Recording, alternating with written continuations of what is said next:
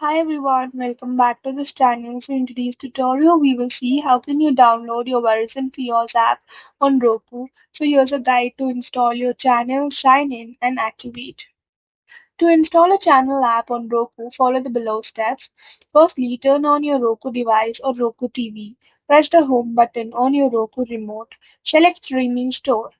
Search for the channel app you want, for example, ESPN or Fox Sports. Select the app and choose Add Channel. Wait for the app to install, then select Go to Channel. Sign in and activate the channel. Open the channel app on your Roku, select Sign in or Activate. A code may appear on your TV screen. On your phone or computer, visit the activation website shown on the TV. Enter the activation code. Choose Verizon Fios as your TV provider. Sign in with your Verizon account username and password. After the activation is complete, the channel app will refresh automatically and you can start watching.